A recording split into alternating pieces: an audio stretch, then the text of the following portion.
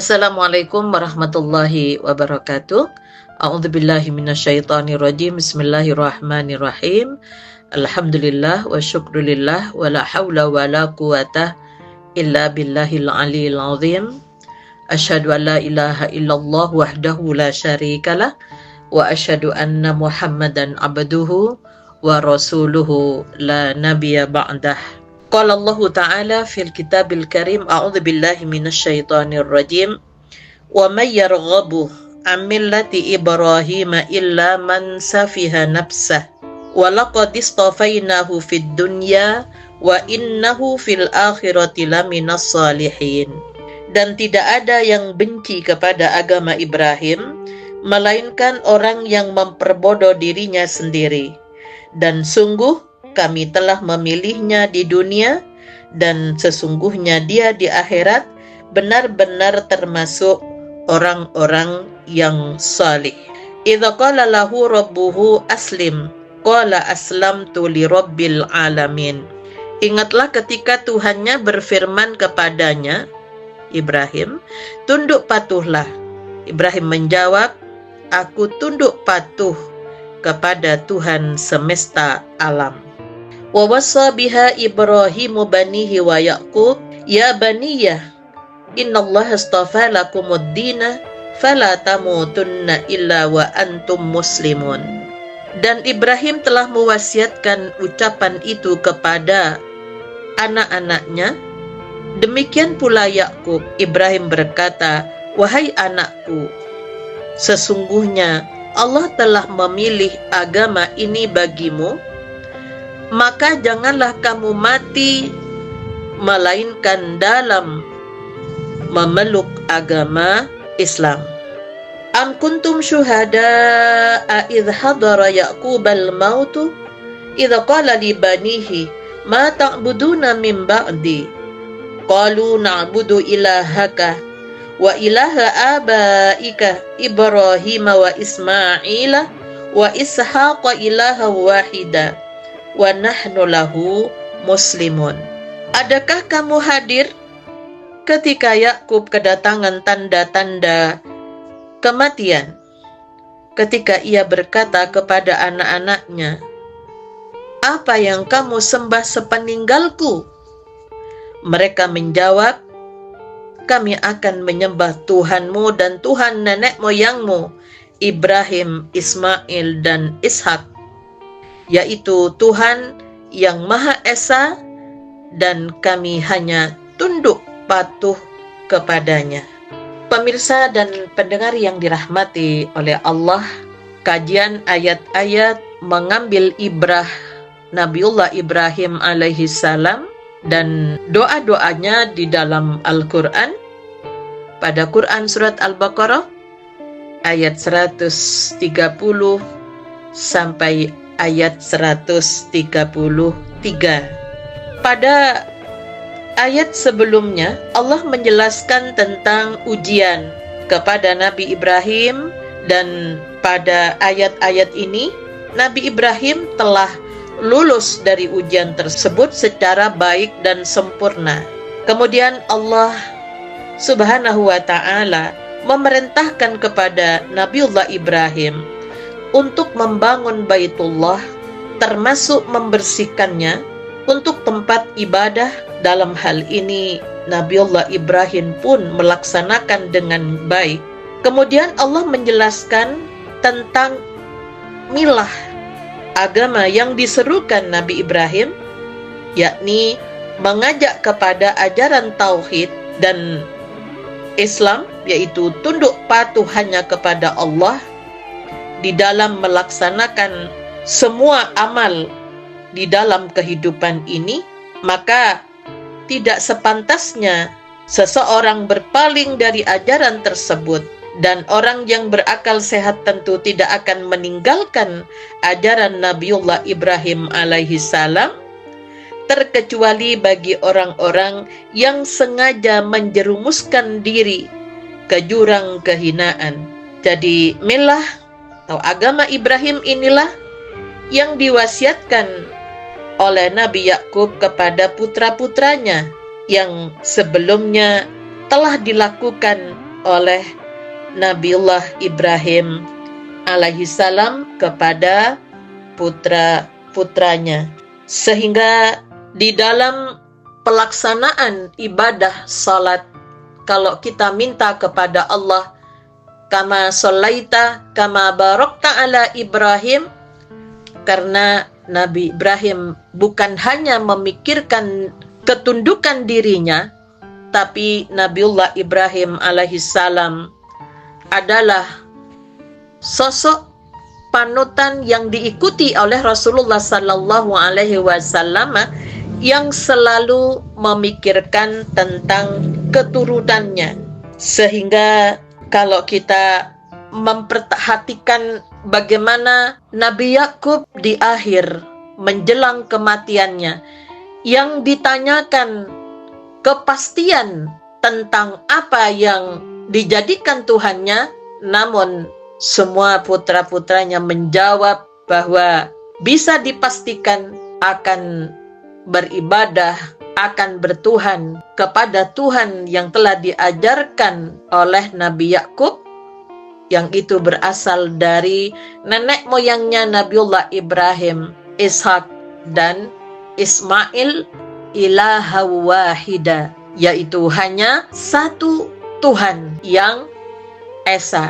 Sehingga mentauhidkan Allah dalam seluruh aktivitas dan beribadah karena tunduk patuh dengan penuh ketaatan, inilah yang diwasiatkan oleh nabi-nabi sebelum Rasulullah, yang pada ayat ini adalah Nabiullah Ibrahim alaihi salam sampai kepada keturunan yang dirangkai di dalam pelaksanaan ibadah haji dan kurban yang setiap tahun kita ikuti syariatnya, dan semoga kita bisa meneladani bagaimana kepedulian memikirkan persoalan generasi yang akan melanjutkan estafet kepemimpinan dalam tegaknya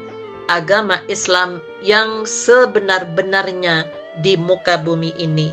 Kemudian pada Quran surat Ibrahim ini terbukti bahwa ketika masuk kota Mekah, Nabiullah Ibrahim alaihissalam pada ayat 35 mohon kepada Allah dalam surat Ibrahim, wa idza qala Ibrahim rabbi ja'al hadzal balada aminan wajnubni wa baniya an na'budal asnam. Ingatlah ketika Ibrahim berdoa, ya Tuhanku, jadikanlah negeri ini, kota Mekah, negeri yang aman, dan jauhkanlah aku beserta anak cucuku agar tidak menyembah berhala.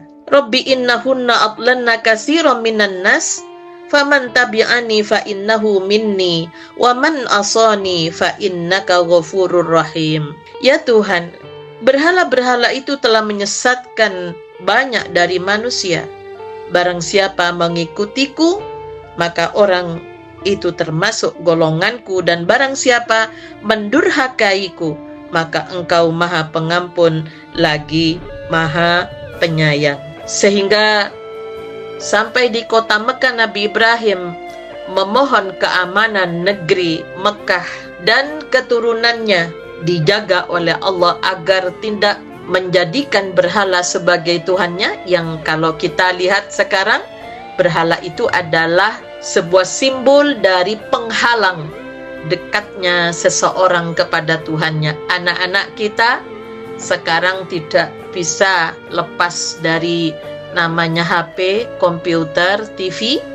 Nah, hal itu semoga tidak menjadikan penghalang, dan kita memohon kepada Allah bagi yang melaksanakan ibadah haji, tawaf, diingat ketika sudah sampai di makam Ibrahim, perbanyak doa-doa Nabiullah Ibrahim alaihi salam, termasuk yang ada di surat Ibrahim ayat 35, ayat 40 dan 41, dan juga dalam surat Al-Baqarah dari ayat 126 sampai 129 yang sudah kita kaji pada kajian sebelumnya. Kemudian pada ayat 37, Rabbana inni askantu min dzurriyyati biwadin ghairi dzi zar'in inda baitikal muharram Rabbana liyuqimus salata faj'al af'idatan minan nasi tahwi ilaihim warzuqhum minas samarati la'allahum yashkurun. Ya Tuhan kami, sesungguhnya aku telah menempatkan sebagian keturunanku di lembah yang tidak mempunyai tanaman-tanaman di dekat rumah Engkau Baitullah yang dihormati. Ya Tuhanku, yang demikian itu agar mereka mendirikan ibadah sholat, maka jadikanlah hati sebagian manusia cenderung kepada mereka dan berilah mereka rizki dari buah-buahan. Mudah-mudahan mereka bersyukur. Yang diminta oleh Nabiullah Ibrahim alaihissalam kepada Allah dengan ikhtiarnya menempatkan putranya Nabiullah Ismail alaihissalam di dekat rumah Allah agar supaya mereka menegakkan salat. Sehingga hal ini perlu kita sampaikan kepada anak cucu kita. Kalau rumah kita dekat dengan masjid, itu adalah sebuah ikhtiar agar senantiasa kita menjadi penggerak untuk senantiasa menegakkan ibadah salat, baik mulai dari mengerjakan salat yang 5 waktu dan tegaknya nilai-nilai ibadah salat itu, maka makmurkan rumah Allah di tempat dimanapun kita berada, terutama bagi jamaah haji dan yang sudah umroh. Maka setelah pulang ke negerinya masing-masing, hendaknya ingat itu bahwa rumah Allah di sekitar kita adalah masjid. Jadikan kita yang telah pernah ke Masjidil Haram itu menjadi pemakmur dari masjid yang ada di sekitar kita. Pada ayat 38, Rabbana innaka ta'lamu ma nukhfi wa ma nu'lin wa ma yakhfa 'ala Allahi min syai'in fil ardi wala fis sama'. Ya Tuhan kami, sesungguhnya Engkau mengetahui apa yang kami sembunyikan dan apa yang kami tampakkan, dan tidak ada sesuatu pun yang tersembunyi bagi Allah, baik yang ada di bumi maupun yang ada di langit. Kemudian pada ayat 39, Alhamdulillahilladzi wahaba li 'alal kibari Ismail wa Ishaq inna rabbi lasami'ud du'a. Segala puji bagi Allah yang telah menganugerahkan kepadaku di hari tuaku Ismail dan Ishak. Sungguh Tuhanku benar-benar Maha mendengar lagi memperdengarkan doa. Pada ayat 40 dan 41, Rabbi ja'alni muqimas salati wa min dzurriyyati Rabbana wa taqabbal du'a. Rabbana ghfirli wa liwalidayya wa lil mu'minina yauma yaqumul hisab. Ya Tuhanku, jadikanlah aku dan anak cucuku orang-orang yang tetap mendirikan salat. Ya Tuhan kami, perkenankanlah doaku. Ya Tuhan kami, ampunilah aku dan kedua orang tuaku dan semua orang yang beriman pada hari diadakan perhitungan hisab di hari kiamat nanti. Pemirsa dan pendengar yang dirahmati oleh Allah, jadi apa yang diwasiatkan oleh Nabiullah Ibrahim alaihissalam diikuti oleh Nabi Yakub, cucunya, putra dari Ishak, mewasiatkan juga seperti itu. Itu bagian daripada ikhtiar yang sungguh-sungguh dari Nabi Ibrahim, mulai menaruh putranya Nabi Ismail dekat dengan rumah Allah. Kemudian yang kedua, beliau berdoa kepada Allah agar supaya di situ ada doa di ayat 35, Rabbi ja'al hadzal balada amina wa janubni wa baniya an na'budal asnam. Supaya negeri kota Mekah itu aman, penduduknya juga beriman, dan keturunannya menjadi keturunan yang dekat kepada Allah, yang tidak menjadikan penghalang-penghalang ketaatan itu yang menjauhkan dirinya, ya seperti bisa pekerjaan ataupun permainan yang itu bisa menjauhkan anak keturunan kita dengan Tuhannya. Maka bentuk syukurnya Nabiullah Ibrahim alaihissalam di hari tua dikasih 2 keturunan, yaitu dengan adanya ikhtiar mendekatkan dengan rumah Allah, yang kedua dengan doa, yaitu di ayat 40:41, Rabbi ja'alni muqimas salati wa min dzurriyyati Rabbana wa taqabbal du'a. Kemudian beliau juga minta ampun kepada Allah untuk diri dan orang tuanya pada saat tegaknya perhitungan amal nanti, karena pertama kali yang dihisap di hadapan Allah di hari kiamat yaitu ibadah sholat. Sehingga ayat 40 dan 41 itu ada keterkaitan. Jadi mohon supaya dirinya, keturunannya tetap berkomitmen untuk tegaknya ibadah sholat dan nilai-nilai kandungan dalam ibadah sholat itu. Kemudian minta ampun kepada Allah untuk dirinya, orang tuanya, dan orang beriman semuanya ketika tegaknya hisab, di mana ibadah salat itu akan menjadi pemberat dari amal kebaikan-kebaikan kalau kita amalkan dengan sungguh-sungguh. Nasrun minallah wa fathun qarib wa basyiril mu'minin walhamdulillahi rabbil alamin. Assalamualaikum warahmatullahi wabarakatuh.